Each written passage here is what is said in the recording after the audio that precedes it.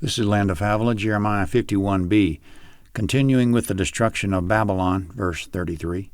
For Yahweh of armies, the God of Israel, says, The daughter of Babylon is like a threshing floor at the time when it's trodden, yet a little while and the time of harvest comes for her.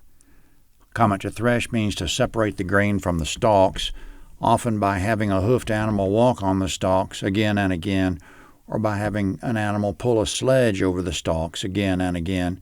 So in verse 33, when Yahweh says Babylon is like a threshing floor, he means he'll do a thorough job of pulverizing everything in Babylon. Coming up, the inhabitant of Zion is anyone in Judah who is taken captive by Nebuchadnezzar.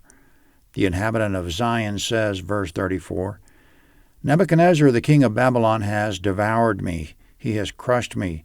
He has made me an empty vessel. He has, like a monster, swallowed me up. He has filled his mouth with my delicacies. He has cast me out. May the violence done to me and to my flesh be on Babylon, the inhabitant of Zion will say, and may my blood be on the inhabitants of Chaldea, will Jerusalem say. Comment in verses 34 and 35, Jerusalem and her inhabitants will say, Nebuchadnezzar and his Chaldean people have crushed us. May our blood be on them. All along, Yahweh's been saying that Judah is the problem and that Nebuchadnezzar is his servant and instrument. So how will Yahweh respond to Judah's shifting of the blame to Nebuchadnezzar and to the Chaldeans? Verse 36. Therefore Yahweh says, Behold, I will plead your cause and take vengeance for you. I'll dry up her sea and make her fountain dry. Babylon will become heaps, a dwelling place for jackals, an astonishment and a hissing, without inhabitant. Comment in verses 36 and 37, Yahweh took up the cause of the inhabitant of Zion. After being so thoroughly angry with his people, now he says he'll take vengeance for them. It's a stunning turnaround in Yahweh's thinking. We can only attribute this to the entry of the man Yahweh's been hinting about, the man like him, the man who's able to summon him, the man who's able to appoint a time for him to show up. He's the Messiah, the Lord Jesus. Suddenly, with the arrival of this man, Yahweh has completely forgotten Judah's sins, though they were piled to heaven. It's like Judah's sins never existed.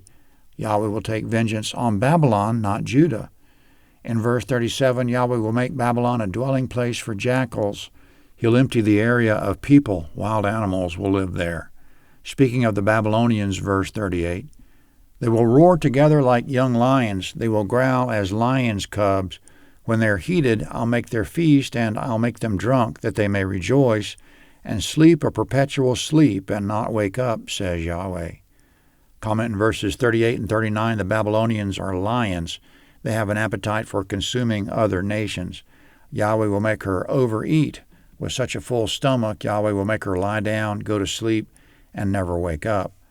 Continuing with Babylon's destruction, verse 40, I will bring them down like lambs to the slaughter, like rams with male goats. How Shishak is taken, how the praise of the whole earth is seized, how Babylon has become a desolation among the nations. The sea has come up on Babylon, she's covered with the multitude of its waves. Her cities have become a desolation, a dry land, and a desert, a land in which no man dwells. No son of man passes by it. I'll execute judgment on Bel in Babylon, and I'll bring out of his mouth that which he has swallowed up. The nations will not flow any more to him. Yes, the wall of Babylon will fall. Comment retelling verses 40 to 44 in your narrator's wording. Yahweh will slaughter the Babylonian lions as if they were lambs. Shishak in verse 45 is a code for Babylon. Yahweh says how Babylon is taken. She's flooded over as if the sea washed over her. And going to an opposite metaphor, she'll be a desert in which no man dwells. No one will even pass by. Yahweh will execute judgment on that supposed god of the Babylonians called Bel. Yahweh says he'll extract from Bel's mouth that which he has devoured. The nations will no longer worship or fear Bel. The wall of Babylon will fall. Yahweh still speaking, verse 45. My people, go away from the middle of her, and each of you save yourselves from Yahweh's fierce anger. Don't let your heart faint. Don't fear for the news that will be heard in the land, For news will come 1 year, and after that in another year news will come, and violence in the land, ruler against ruler. Therefore, behold, the days come that I'll execute judgment on the engraved images of Babylon, and her whole land will be confounded. All her slain will fall in the middle of her. Then the heavens and the earth and all that is therein will sing for joy over Babylon, for the destroyers will come to her from the north, says Yahweh. As Babylon has caused the slain of Israel to fall, so the slain of all the land will fall at Babylon. Comment in verses 45 to 49 in your narrator's summary of it. My people, leave Babylon and save yourselves from being swept up in her destruction. Don't be afraid. You'll hear news of war in coming years, ruler against ruler. I'll execute judgment on Babylon's idols. The Babylonians won't know what to do. They'll be slain, and the heavens will rejoice. Her destroyers will come from the north. As she killed Israelites, even so the destroyers will kill Babylonians. Speaking to the Jews who escaped death and were taken captive, Yahweh says, verse 50, You who have escaped the sword, go, don't stand still. Remember Yahweh from afar, and let Jerusalem come into your mind. Comment in verse 50, Yahweh tells the captives who have been taken to faraway lands, Remember Yahweh and don't forget Jerusalem. The captives say, verse 51, We're confounded because we've heard reproach. Confusion has covered our faces, for strangers have come into the sanctuaries of Yahweh's house. Comment in verse 51, the captives don't know what to make of the situation. How is it that Yahweh would allow foreigners to destroy his house? How is it that he allowed his people to be taken captive? Could it be that the Babylonian gods have defeated Yahweh? Since they don't know what to think, Yahweh says this of Babylon, verse 52. Therefore, behold, the days come, says Yahweh, that I will execute judgment on her engraved images, and through all her land the wounded will groan. Though Babylon should mount up to the sky, and though she should fortify the height of her strength, yet destroyers will come to her from me, says Yahweh. The sound of a cry comes from Babylon, and of great destruction from the land of the Chaldeans. For Yahweh lays Babylon waste, and destroys out of her the great voice. The waves roar like many waters. The noise of their voice is uttered. For the destroyer has come on her, even on Babylon. Her mighty men are taken. Their bows are broken in pieces, for Yahweh is a God of retribution. He will surely repay. I will make her princes, her wise men, her governors, her deputies, and her mighty men drunk. They'll sleep a perpetual sleep and not wake up, says the King, whose name is Yahweh of armies. Yahweh of armies says, The wide walls of Babylon will be utterly overthrown. Her high gates will be burned with fire. The peoples will labor for vanity, and the nations for the fire, and they will be weary. Comment in your narrator's retelling of verses 52 to 58, Yahweh says, I'll execute judgment on Babylon's idols. Her wounded will fall and lie groaning from one end of the land to the other. Even if Babylon lifts herself to the sky and builds fortifications sky high, yet I'll send destroyers to her. I can already hear Babylon's cries of distress as she's being completely destroyed. She'll lie in ruins. Yahweh will shut Babylon's proud and boastful mouth. She spoke like a roaring river or like the roaring of the sea, but I'll replace all her boastings with silence. The destroyer has come to her. Her mighty men are defeated. The Babylonians' bows are broken, for I'm a God of vengeance. I will surely repay. All her princes, wise men, governors, and officials are drunk with pride. They'll pass out and never wake up. I'll topple Babylon's walls and burn her gates.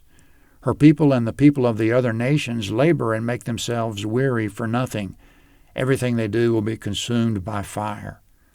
That's the end of Yahweh's pronouncement against Babylon.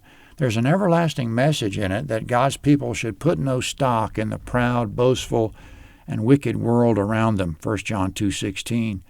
The world and its works will burn, 2 Peter 3:7. Therefore we should separate ourselves, 2 Corinthians 6:17, and not be caught up in the wrath to come, Matthew 3:7. This chapter and the last chapter are basic to understanding Mystery Babylon in Revelation 18. Mystery Babylon is the sum of all evil and the congregation of those and their gods who perpetrate it. As Babylon of old persecuted God's people, was full of abominations and proud of it, Mystery Babylon is the same. God will bring it all to a spectacular, violent, and final end, and the heavens will rejoice. Now in the last 6 verses of the chapter, Jeremiah will make a copy of this prophecy and tell Seraiah, the king's quartermaster, to take it with him to Babylon. Verse 59. The word which Jeremiah the prophet commanded Seraiah the son of Neriah, the son of Maaseiah, when he went with Zedekiah the king of Judah to Babylon in the 4th year of his reign. Now Seraiah was chief quartermaster. Jeremiah wrote in a book all the evil that should come on Babylon, even all these words that are written concerning Babylon. Jeremiah said to Seraiah, when you come to Babylon, then see that you read all these words, and say, Yahweh, you have spoken concerning this place to cut it off, that no one will dwell in it, neither man nor animal, but that it will be desolate forever. It will be when you finished reading this book that you shall bind a stone to it and cast it into the middle of the Euphrates.